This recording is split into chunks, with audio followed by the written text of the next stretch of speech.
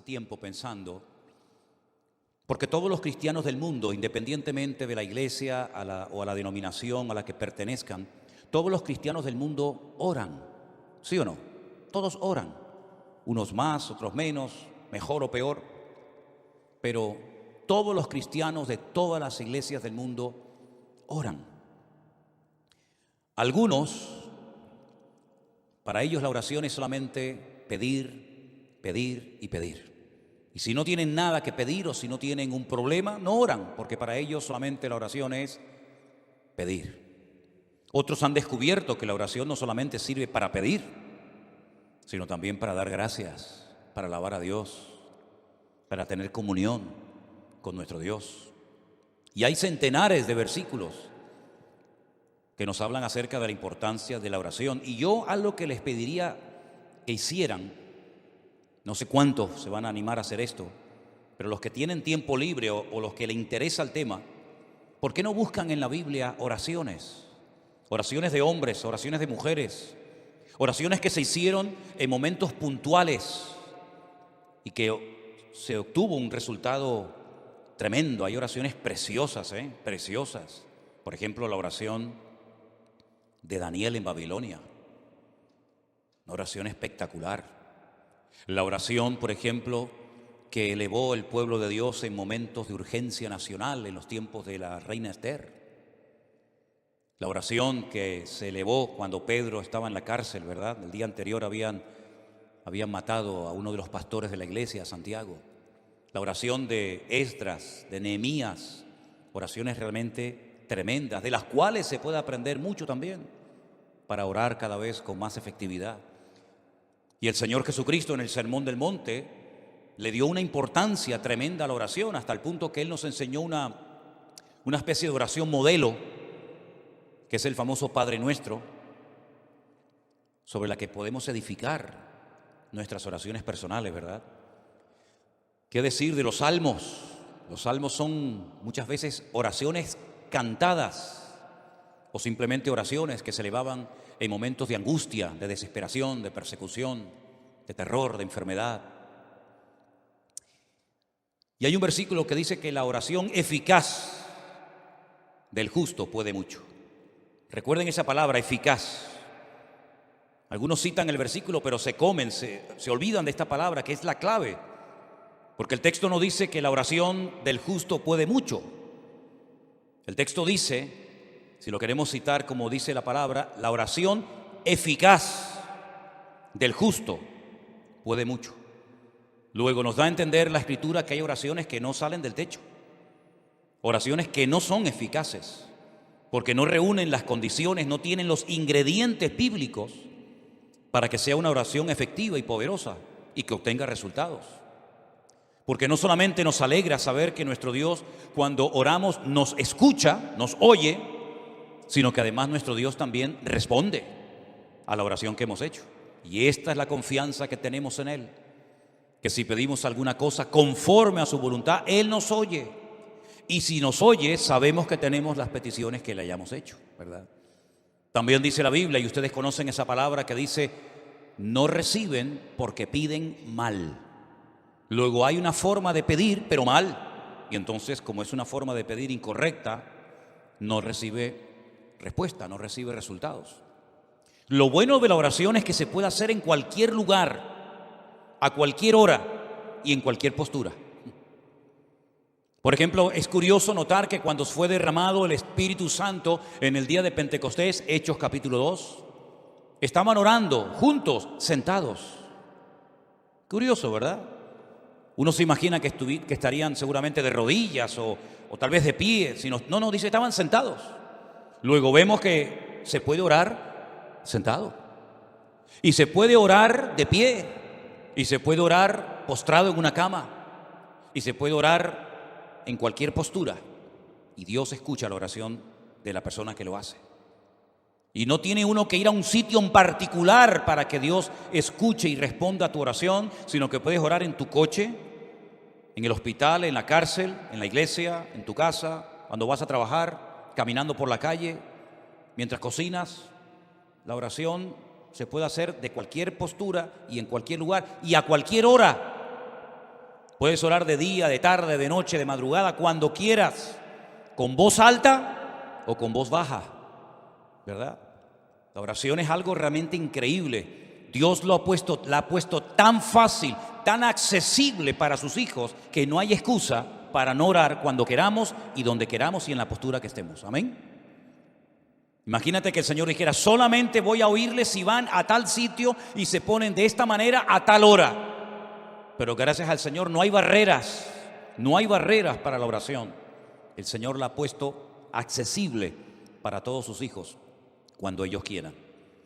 Vamos a ver 3 ejemplos de oración en los cuales llevo pensando hace días y hoy me he decidido a compartir este mensaje. Vamos a ver una oración que se elevó en el Antiguo Testamento, en Primera de Reyes capítulo 18, por parte de un grupo grande de hombres que eran servidores de un ídolo llamado Baal. La palabra Baal en el Antiguo Testamento en hebreo significa Señor. Baal significa Señor. Baalí es mi Señor. Es decir, que se le puede llamar a Dios Baal, no, porque la palabra para Señor, para nuestro Dios, es Adonai, Adonai.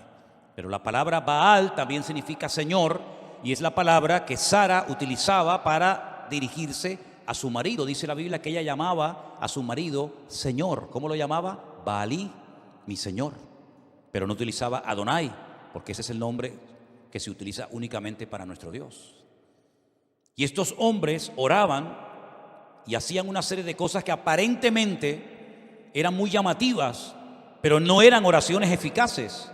No obtuvieron resultado. Es más, hicieron el ridículo, pero ni aún así reconocieron que se estaban equivocando en su forma de orar y a quién dirigían sus oraciones. Primera de Reyes capítulo 18, encontramos a Elías en una cordillera montañosa al norte de Israel, cerca de la costa llamada la cordillera o el Monte Carmelo, donde hoy en día hay un mirador muy bonito al cual me gusta llevar a los hermanos cuando van a visitar a Israel, porque desde una azotea hay una panorámica espectacular. Yo creo que es una de las visiones más hermosas del mundo. Es el Valle de Megiddo,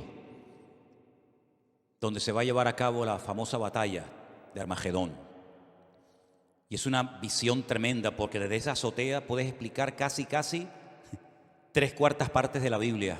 Allí dices: mira, allí se produjo la muerte de Saúl y de sus hijos por mano de los filisteos. En aquel monte fue la transfiguración del Señor Jesucristo cuando se apareció Moisés y Elías. Mira, ¿ves allí?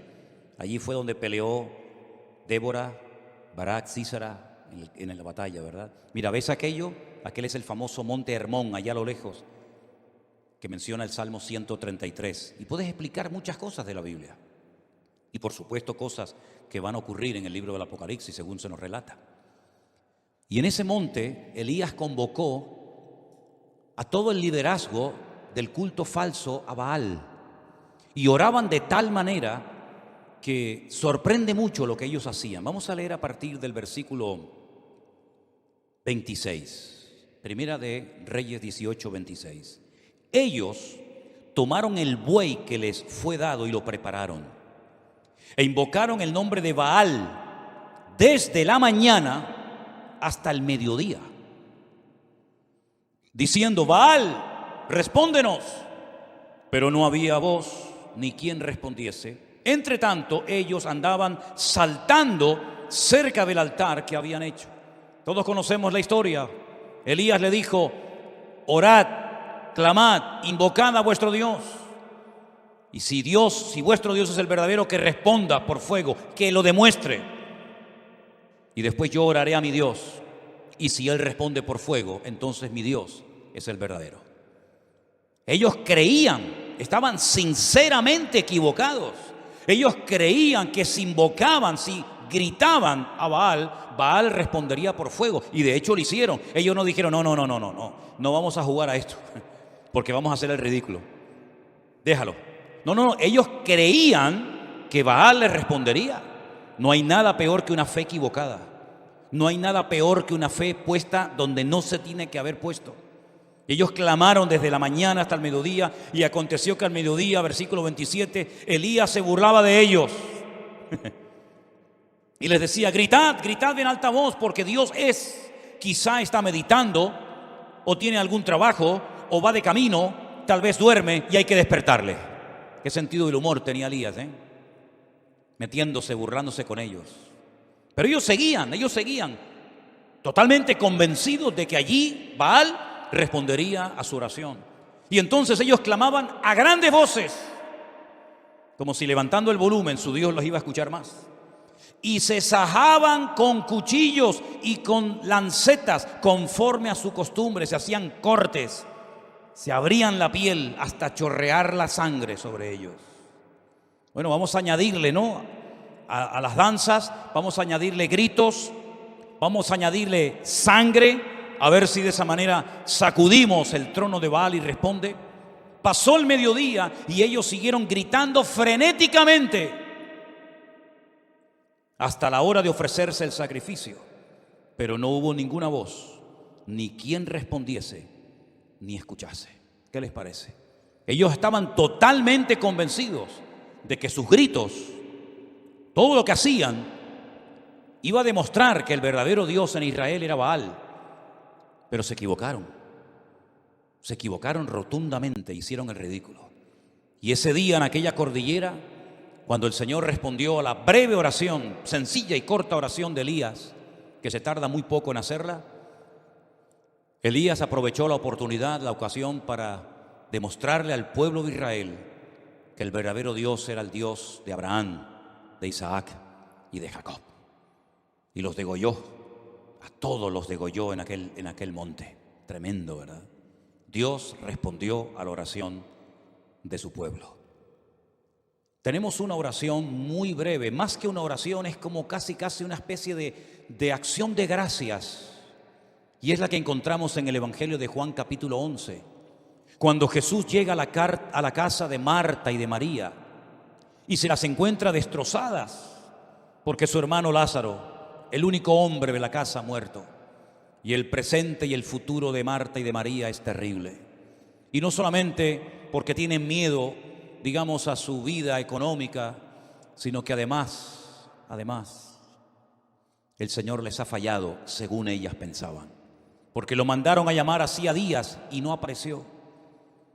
Ellas que se habían portado tan bien, que habían agasajado tan bien al Maestro, que habían abierto su casa para que Él comiera con sus discípulos y con toda la gente que siempre venía detrás del Señor. Y el único favor que le piden resulta que no se lo concede. Y cuando el Señor llega tarde, desde el punto de vista de estas hermanas, le dicen: si hubieras estado aquí, nuestro hermano no habría muerto. Ya es tarde, ya no hay nada que hacer. Pero el Señor le dice: el que cree en mí, aunque esté muerto, vivirá. Porque yo soy la resurrección y la vida. Y tu hermano resucitará. Cuando llegan al cementerio, el Señor dice en el verso 39: quitad la piedra. Quitad la piedra. Marta, la hermana del que había muerto, le dijo: Señor, hiede ya, porque es de 4 días. Jesús le dijo: ¿no te he dicho que si crees verás la gloria de Dios? Entonces quitaron la piedra donde había sido puesto el muerto, y Jesús, alzando los ojos a lo alto, dijo: ¿cuánto se tarda en repetir, en hacer esta oración? Padre, gracias te doy por haberme oído. Nada. Aquellos estuvieron gritando desde la mañana hasta el mediodía. Hicieron el ridículo. Jesús dice: Padre, gracias te doy por haberme oído. Yo sabía que siempre me oyes, lo sabía, pero lo dije por causa de la multitud que está alrededor, para que crean que tú me has enviado. Y habiendo dicho esto, clamó a gran voz y dijo: Lázaro, sal fuera. Y el que había muerto salió, atadas las manos y los pies con vendas y el rostro envuelto en un sudario. Y Jesús dijo: desatadle y dejadle ir. Sin espavientos, sin show, sin crear un espectáculo, que podía haberlo hecho de la forma más sencilla, simplemente dando gracias al Padre, un muerto que hacía 4 días que estaba allí dentro metido, salió caminando, saltando, por su propio pie. Algo tienen estas dos oraciones que hemos visto, que es lo que podríamos llamar o clasificar como oraciones eficaces. Los otros no obtuvieron resultados. Los otros perdieron el tiempo. Elías con una breve oración y Jesús simplemente dando gracias obtuvo más que 450 hombres haciéndose daño, gritando como locos y haciendo un espectáculo que fue un auténtico ridículo y que no sirvió absolutamente para nada. Pero una de las oraciones que más me ha llamado a mí la atención es la que hace una mujer que lo lleva pasando muy mal hace años. Y yo he estado esta semana leyendo y estudiando palabra por palabra. Lo he leído en español, lo he leído en hebreo, he consultado 4, 5, 6 o 7 versiones diferentes y he disfrutado muchísimo de la oración de Ana en 1 Samuel capítulo 1. Vamos a leer esta historia, por favor. 1 Samuel capítulo 1, verso 1 dice que había un hombre, un varón de Ramataim de Sofín, en el monte de Efraín, que se llamaba Elcana. Era hijo de Jeroboam, de Eliú, de Tohu, de Suf, Efrateo. Él menciona a todos sus antepasados. Y este hombre tenía 2 mujeres. Y la primera pregunta que surge es: ¿cómo es posible que un creyente, ya a estas alturas de la vida, sabiendo lo que la Torá enseñaba y sabiendo que Dios creó a un hombre para una mujer y una mujer para un hombre, cómo es posible que a estas alturas de la historia de Israel todavía haya personas que tengan varias esposas, en este caso 2? La poligamia en aquellos tiempos estaba muy arraigada a las culturas. Era muy normal que un hombre tuviera varias mujeres. Incluso Elcana, que era un adorador del Dios vivo y verdadero, no se conformaba con una, sino con 2. Luego también tenía 2 suegras, no solamente 2 esposas. El nombre de una era Ana y el nombre de la otra Penina. Y Penina tenía hijos, mas Ana no los tenía. Ahora, había una costumbre que cuando un hombre tenía varias esposas, a una la tenía única y exclusivamente para presumir de lo hermosa que era, y a las otras las tenía para parir hijos, para que de esta manera, digamos, que se pudiera conservar mejor físicamente. Pero también en la cultura de la época, una mujer estéril, una mujer que no podía dar a luz hijos, en aquella época, se consideraba una maldición, porque Dios es el dador de la vida y es el que impide, o el que ellos creían que impedía, que una mujer fuera estéril. Pero Ana, como buena creyente que era, sabía que en el pasado mujeres estériles como ella habían sido sanadas milagrosamente por el poder de Dios. Y la primera mujer que seguramente Ana tenía en su mente era la matriarca Sara, la esposa del patriarca Abraham, que siendo estéril y de avanzada edad, el Señor la visitó y tuvo a un hijo llamado Risa o Isaac. Y no solamente ella pensaba en Sara, sino después pensaba seguramente también en la esposa con la que se casó Isaac, que por cierto también fue estéril, Rebeca. Pero el Señor, dice la Biblia, que la sanó cuando su marido oró por ella. Y después quedó embarazada de 2 hijos, gemelos, Jacob y Esaú. Y curiosamente, la tercera generación, Raquel, también es una mujer estéril, pero era la mujer que Jacob amaba con toda su alma y con todo su corazón. Y Dios la sanó y tuvo 2 hijos de ella, José y Benjamín, y murió en el parto de uno de ellos. Así que ella sabía perfectamente que si Dios quería, la podía sanar, como sanó a estas 3 mujeres y como sanó a la madre de Sansón y probablemente a alguna otra mujer que ni siquiera menciona en la Biblia. Ahora, lo interesante de la historia es que todos los años, versículo 3, aquel varón, es decir, Elcana, subía de su ciudad para adorar y ofrecer sacrificios al Señor de los ejércitos en Shilo. En aquel tiempo el tabernáculo estaba en aquel lugar llamado Shilo, donde estuvo muchísimos años. Y allí había los hijos de Elí, que era el sacerdote de la época, hijos que se llamaban Ofni y Fines, o Pinjas, como se dice en hebreo, que eran sacerdotes de Dios. Cuando llegaba el día en el que el Cana ofrecía el sacrificio, le daba a Penina su mujer y a todos sus hijos y a todas sus hijas, a cada uno su parte. Pero a Ana, aunque Jehová no le había dado, a Ana le daba una parte escogida porque amaba a Ana, aunque el Señor no le había concebido tener hijos. Y su rival, Penina, escuchen, la irritaba, la enojaba y la entristecía, porque el Señor no le había concedido tener hijos. Todos los años la misma historia.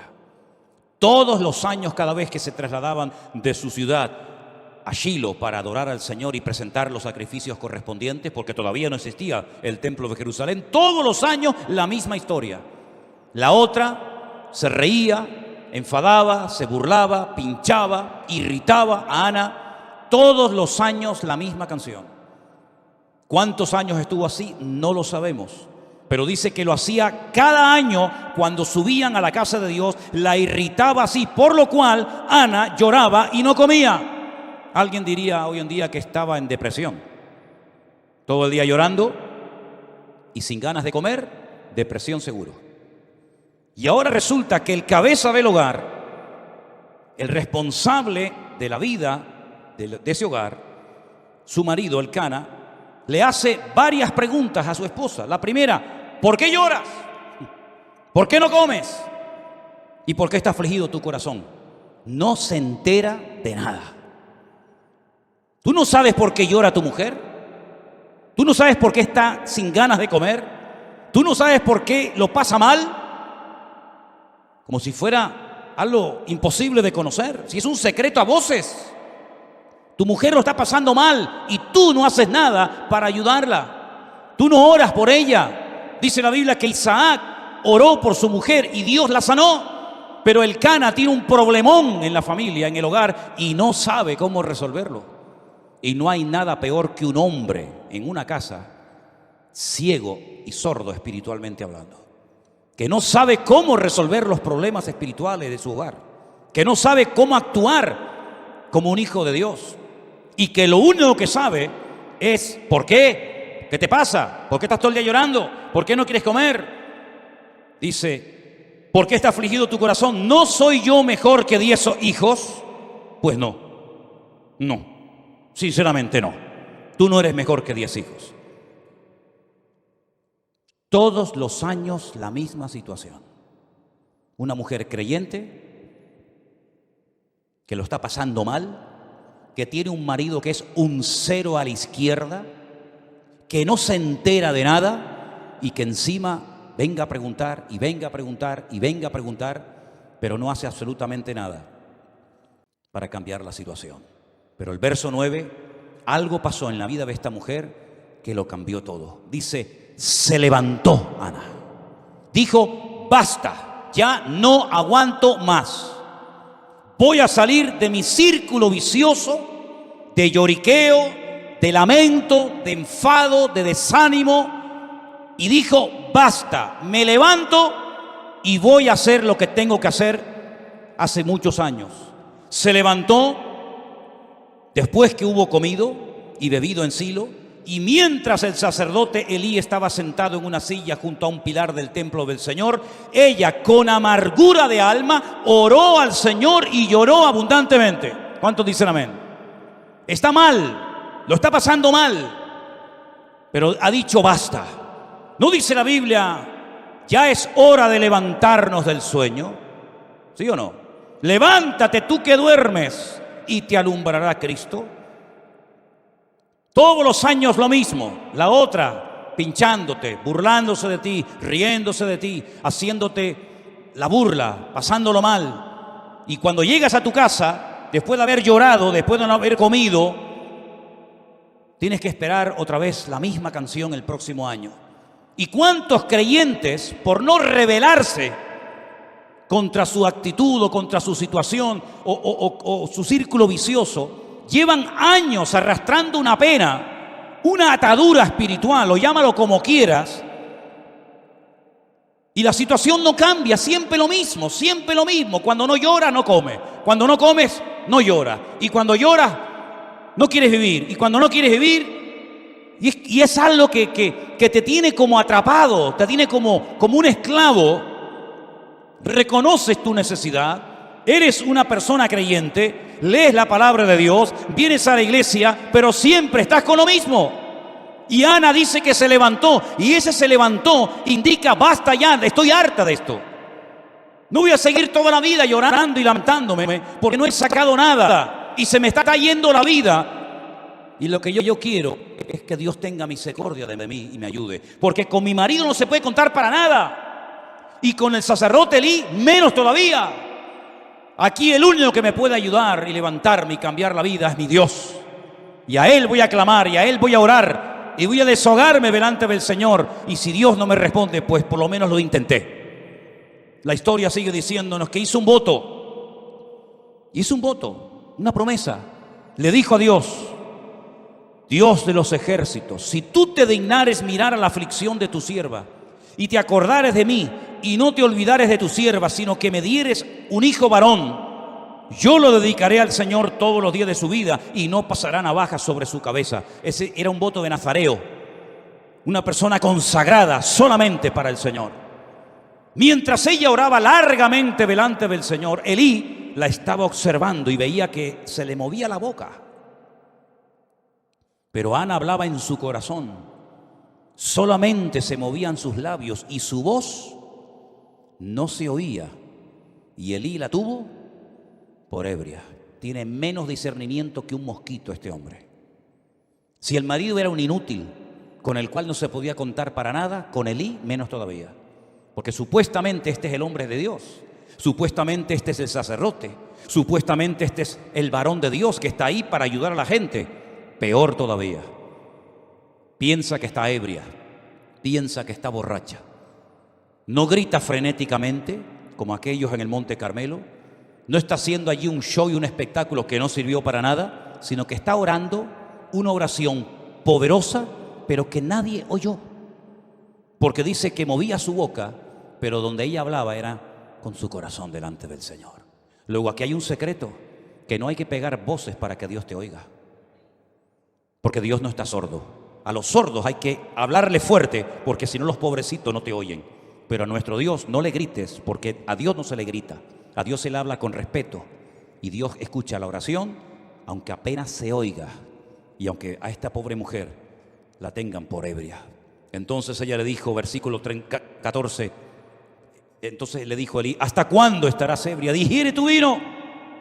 Y Ana le respondió diciendo, no, Señor mío, yo soy una mujer atribulada de espíritu. Fíjate en la condición que está orando, está amargada, está atribulada, está hecha polvo, está depresiva, está amargada, está mal, pero ora. Que nada te impida orar al Señor, que tu pena, tu tragedia, tu dolor, tu herida, que no te impidan elevar tu oración a Dios, porque desde la angustia invoqué al Eterno y el Eterno me respondió, dice la Biblia. Aleluya. Dice, no he bebido vino ni sidra, sino que he derramado mi alma delante del Señor. ¿Cuántos dicen amén? Gloria a Dios. Ahí está la clave, ahí está el secreto. Derramó su alma delante del Señor. No tengas a tu sierva por una mujer impía, porque por la multitud de mis congojas y de mi aflicción he hablado hasta ahora. Ahora, a mí me llamó la atención el término que ella utiliza. Miren que he leído versiones, y en ninguna versión, por lo menos en español, dice o se traduce lo que dice en el texto hebreo. Aquí dice, no tengas a tu sierva por una mujer impía. En otras versiones he leído por mujer mala, en otras versiones mujer pecadora, en otras mujer perversa, pero ninguna, en ninguna se ha traducido lo que dice en el texto original, que dice, no tengas a tu sierva por una bat Belial. La palabra bat en hebreo significa hija. Y Belial es un nombre que recibe Satanás en la Biblia. ¿Dónde lo encontramos en el Nuevo Testamento? No os unáis en yugo desigual, porque ¿qué comunión tiene la luz con las tinieblas? ¿O qué comunión tiene Cristo con Belial, con Satanás? Ella está diciendo, yo no soy una hija de Satanás. Aquí lo han traducido por mujer impía, pero realmente dice, yo no soy una hija de Satanás. Y entonces él le responde, ven, vas, y el Dios de Israel te otorgue la petición que has hecho. Aquí hay algo muy interesante que tengo que parar un momentito para explicarlo. Ella dice, yo no soy una Bat Belial, yo no soy una hija de Satanás. Pero pasen la página y en el capítulo 3, capítulo 2, versículo 12, 2, versículo 12, los hijos de Elí eran hombres impíos. Benei Belial. Tus hijos sí que son hijos de Satanás, pero yo no soy una hija de Satanás. Aquí le manda un mensaje subliminal al sacerdote diciendo, tú a mí me confundes, tú a mí me tomas por una hija de Satanás. Los hijos de Satanás son tus hijos, que lo dice aquí en el capítulo 2, versículo 12. Los hijos de Elí eran hijos de Satanás y no tenían conocimiento del Señor. Me impactó mucho, por lo menos a mí, mientras estudiaba y preparaba este mensaje para el día de hoy.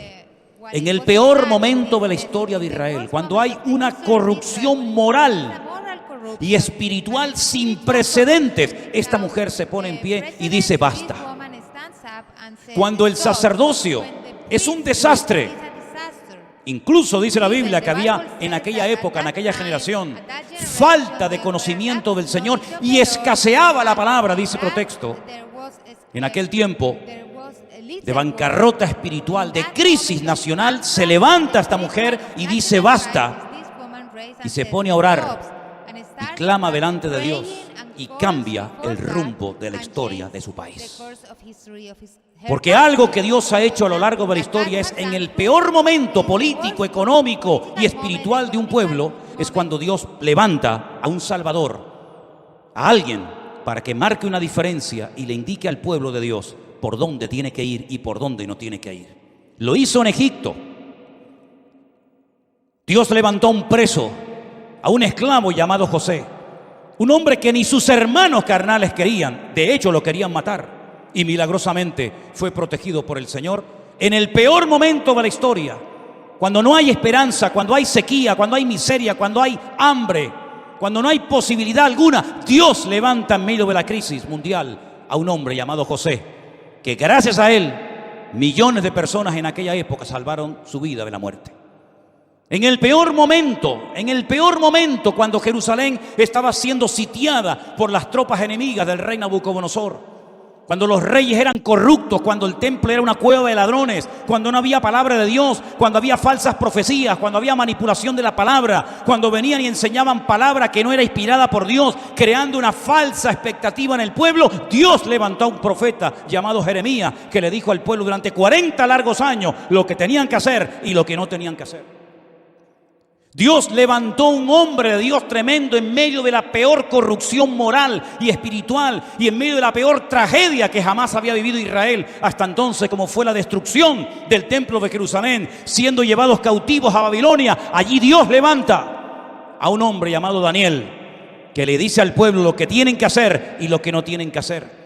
Cuando el peor imperio de toda la historia de la humanidad, un imperio corrupto, sin piedad, sin misericordia, que mataba a la gente por cualquier cosa, el imperio romano, cuando el pueblo de Israel estaba con la soga al cuello, oprimido, pagando tributos que era imposible poder pagarlo, Dios levantó un Salvador, que fue nuestro Señor Jesucristo, en medio de la peor crisis histórica y política y espiritual de la historia de la humanidad.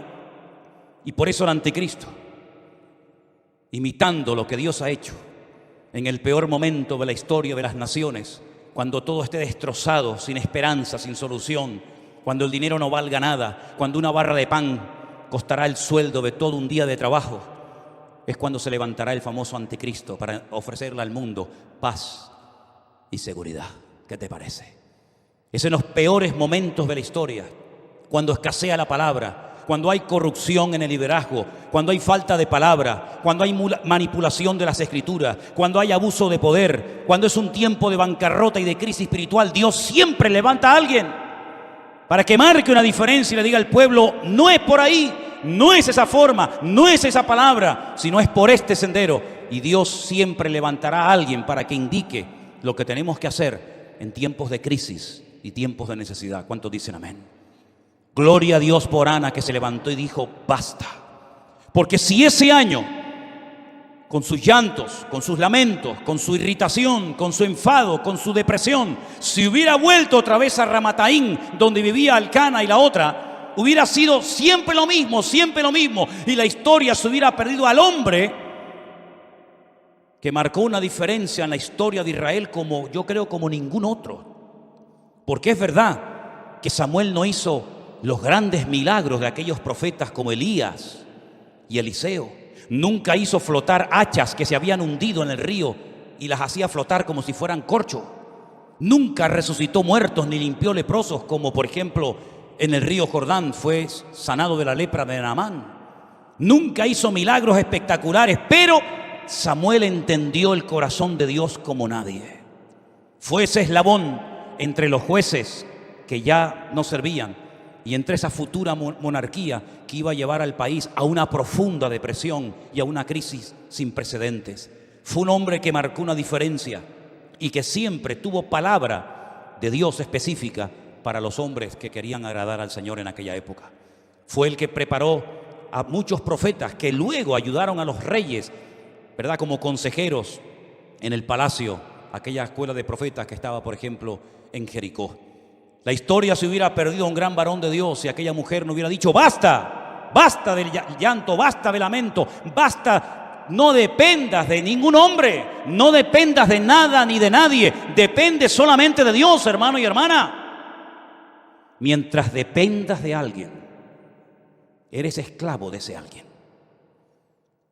Pablo dijo, o mejor dicho, el Señor dijo a través de la pluma de Pablo, cuando alguien es vencido por alguien, se hace esclavo de ese alguien. Y no te olvides nunca que el que paga, manda. Y a nosotros quien nos paga y quien nos sustenta, es el Señor, es mi pastor, y nada me faltará. Le dije a los pastores en Milán, si ustedes tienen miedo a hablar claramente la palabra de Dios en vuestros púlpitos, por miedo a que se marche la gente y perdáis vuestro sueldo, vosotros no servís para estar en el ministerio. A este nivel de mensaje les estuve predicando a los pastores el otro día. No sé si alguna vez me volverán a invitar, pero me da exactamente igual. Mientras dependamos de algo o de alguien, cuando ese algo o alguien nos falle, nuestra vida será un desastre. ¿Cuántos años dependió Ana de Elcana?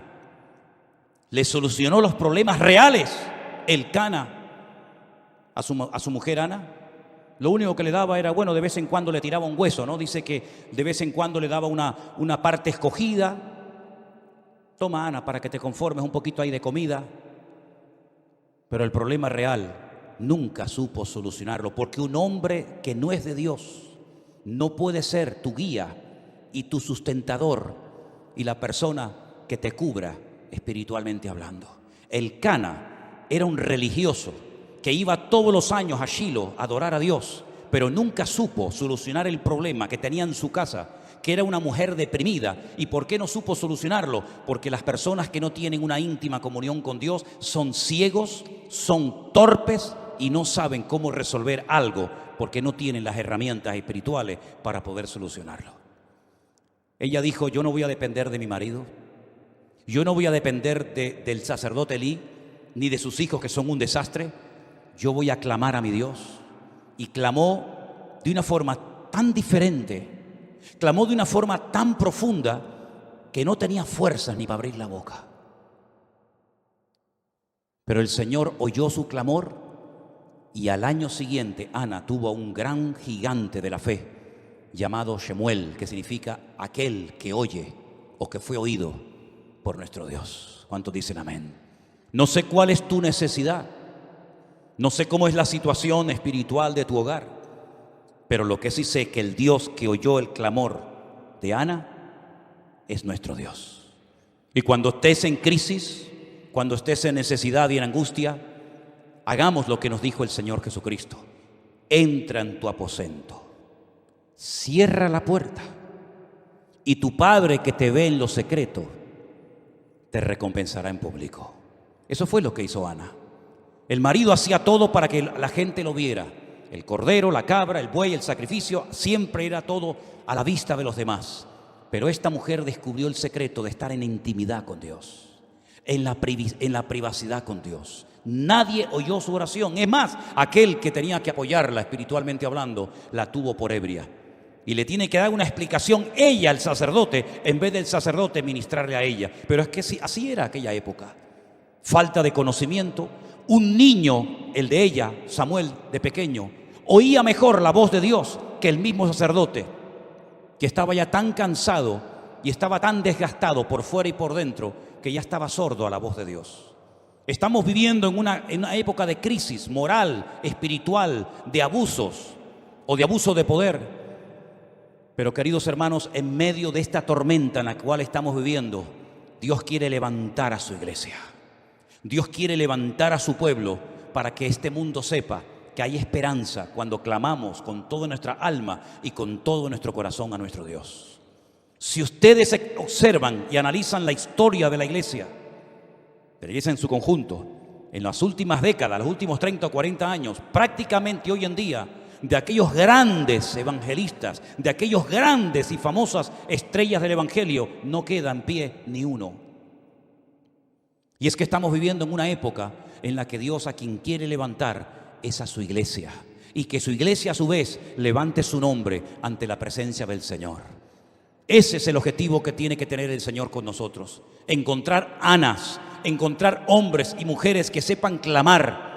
Y ya les he dicho que para clamar a Dios no hace falta hacer show, ni espectáculo, ni levantar la voz a grito como si Dios fuera sordo, sino simplemente, como dice aquí, estoy derramando mi alma delante del Señor, estoy desahogándome en la presencia de mi Dios. Y aunque tú no me entiendas, aunque mi marido no me haga caso, aunque tú te rías de mí, aunque creas que estoy borracha, aunque la otra se meta conmigo, me da igual.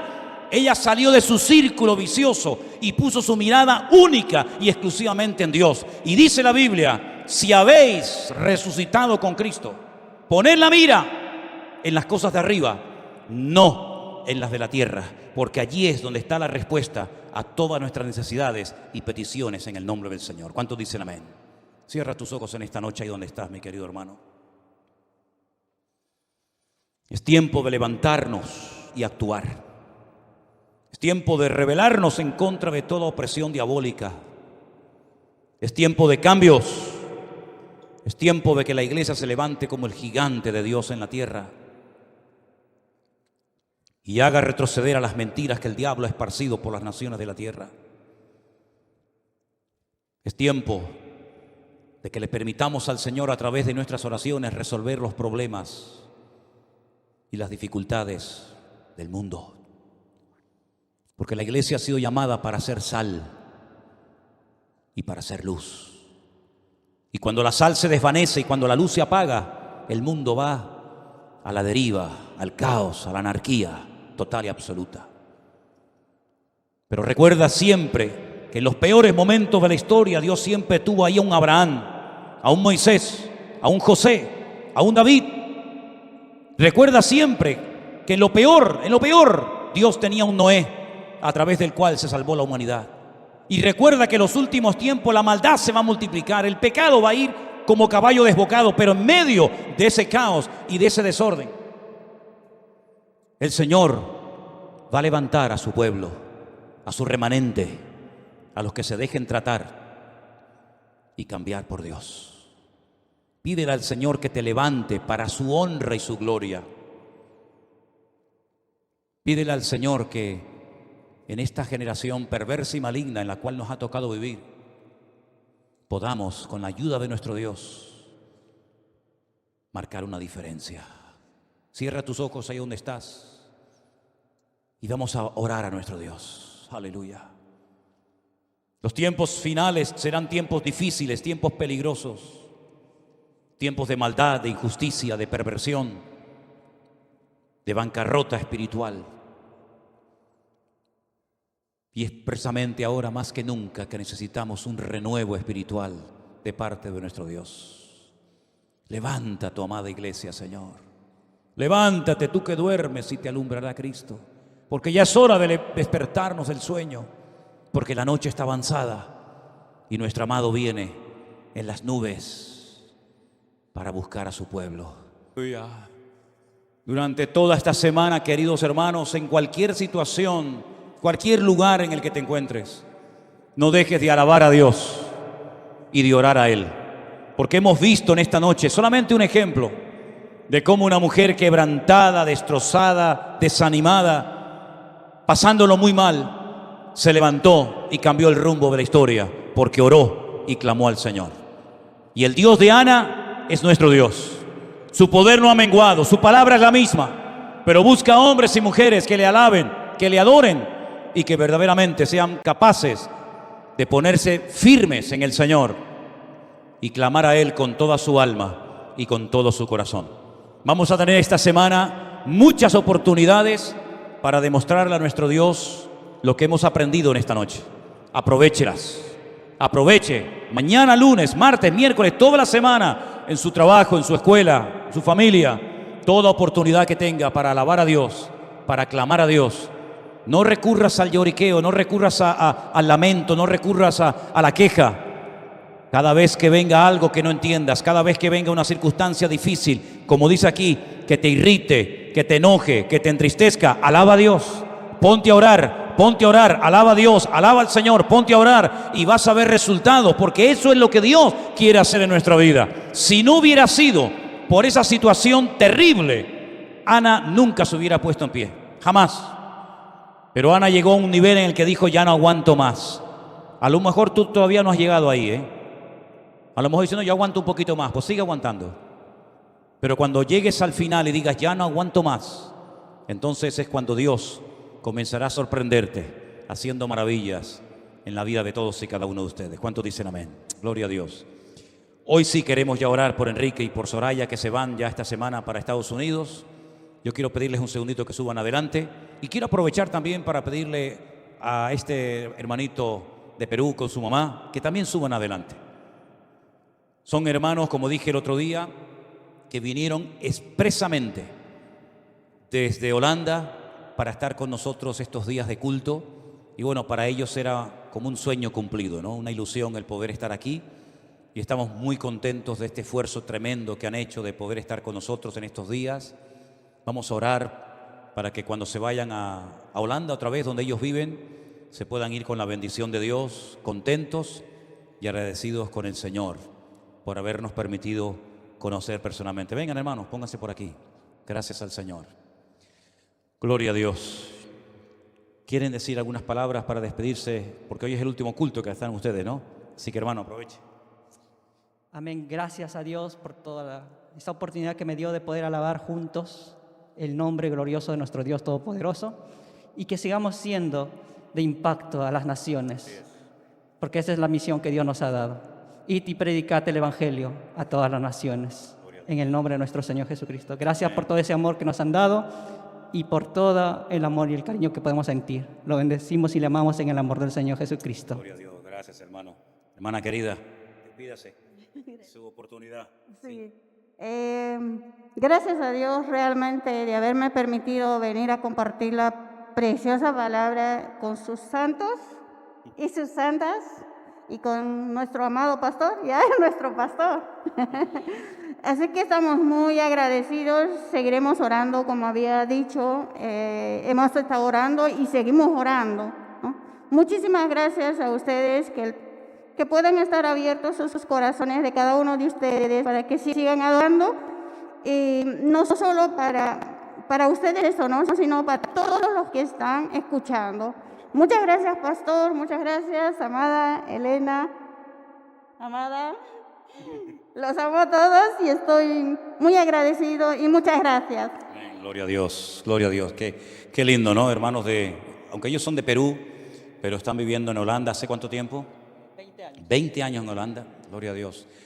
Pues ellos nos han conocido a través de las redes sociales y sintieron en su corazón venir, ¿verdad? Para estar aquí con nosotros en estos días. Y la verdad que a mí todo esto me impacta tanto, ¿no? Porque hermanos que no conocíamos personalmente, que hayan sentido en su corazón, como otros que han venido a veces de Estados Unidos, de Francia y de otros lugares, para estar aquí en la iglesia con nosotros, realmente es algo muy, muy impactante, de lo cual tenemos que aprender mucho, todos y cada uno de nosotros, de verdad.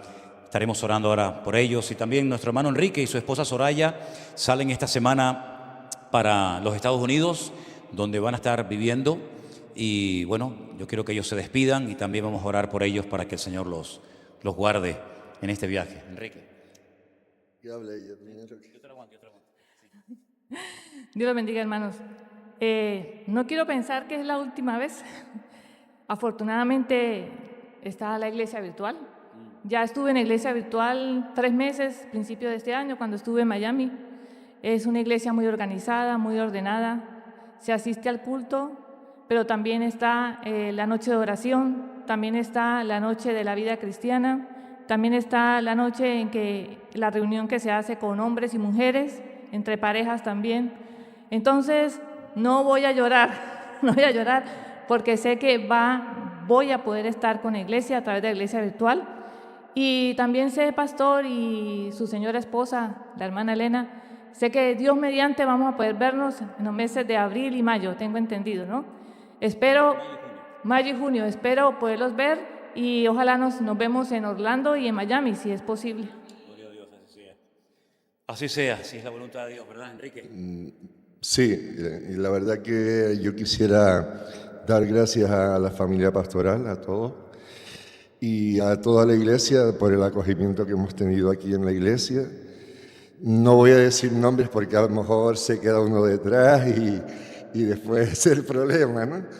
Y la verdad que nos hemos sentido muy bien, muy, como decirlo, han sido todos tan amables. Y en la oración, en la predica que estaba dando, en la enseñanza que estaba dando usted hoy, yo me acordaba de una oración muy grande que en la Biblia, que siempre mi esposa y yo la llevamos, como digo yo, pegada, que está en Primera de Crónicas, capítulo 4, versículo 10, que es la oración de Jabes. Y Jabes oraba al Señor y le decía: Señor, bendíceme y extiende mi territorio y aparta de mí al enemigo para que no me dañare ni me hiriere, ¿no? Y el Señor lo bendijo y le concedió todo lo que él quería, ¿no? Entonces, nosotros cuando hemos hecho esa oración entendemos que ese extender nuestro territorio es adquirir conocimiento, sabiduría para poder llevar la palabra del Señor a cualquier parte del mundo, ¿no? Y ahí estamos. No me quiero despedir, quiero decirle un hasta luego, si puede ser. Me emociono mucho porque ha sido una estancia de 2 años muy buena. Ay, Señor, gloria a Dios. Vamos a orar en esta tarde por nuestros hermanos. Que el Señor les guarde, les bendiga, les use, donde quiera que se encuentren. Somos miembros de un solo cuerpo. Hay una sola iglesia. El Señor Jesucristo tiene una sola iglesia. Los hombres la dividen, le ponen nombres, ponen títulos, pero el Señor tiene una sola iglesia. Es su cuerpo, la cual ama, sustenta y cuida cada día. Y qué bueno formar parte de ese cuerpo de Cristo que es la iglesia, ¿verdad? Oramos por nuestros hermanos para que ellos en Holanda, nuestros hermanos ahora en Estados Unidos, podamos sentirnos en un mismo sentir. Que a pesar de la distancia, sepamos que somos uno, como la oración que el Señor hizo, que sean uno, como tú y yo, Padre, somos uno, perfectos en unidad, para que el mundo crea que tú me enviaste. Oramos, hermanos. Padre Celestial, te damos muchísimas gracias en esta noche por este privilegio que nos has dado de tener durante estos 2 años a nuestros hermanos Enrique y Soraya entre nosotros. Ahora pedimos que los guardes en esta nueva etapa de su vida, que tú los bendigas, que los protejas, que vayas delante de ellos abriendo camino y que tú, Señor, proveas todo lo necesario para que ellos puedan ubicarse en ese nuevo territorio donde te van a servir, te van a honrar. Y pido, Señor, que mantengamos el contacto y que la comunión contigo y con nosotros se mantenga intacta, Señor. Guárdalos, Señor, bendícelos en esta nueva etapa de sus vidas, con lo que se van a encontrar. Dale sabiduría, ve delante de ellos y allánales el camino y ensancha su territorio, Señor. Oh, gracias, Dios. También te pedimos por nuestros hermanos que han hecho un esfuerzo para estar estos pocos días entre nosotros. Este hermano con su madre, Señor, han venido de ese país donde llevan 20 años viviendo, pero donde nos han conocido a través de las redes sociales. Yo pido por ellos para que tú los guardes de regreso a sus hogares y puedan llevar, Señor, bendición, y puedan llevar tu palabra, y que tú los uses donde quiera que se encuentren, y tú los has traído y tú los llevarás con tu bendición siempre, Dios mío. Bendecimos a estos hermanos, los encomendamos a ti para que tú los cuides y los sostengas siempre, protegidos, bendecidos, arropados por tu amor cada día, Señor. Gracias por sus vidas. A ti te daremos siempre la gloria y la honra por formar parte de tu gran familia, del cuerpo de Cristo que es tu amada iglesia. En el nombre bendito de Jesús. Amén y amén. Damos ese fuerte aplauso a nuestro Dios. Aleluya. Gloria a Dios. Y hermanos, aprovechen para despedirse de los hermanos que van a Estados Unidos, de los hermanos que se van a Holanda. Aprovechen para acercarse a ellos, para saludarlos, y sigamos orando nosotros por ellos y ustedes por nosotros. Y juntos caminaremos y avanzaremos en la obra del Señor. Dios les bendiga a todos. Están despedidos en el nombre del Señor.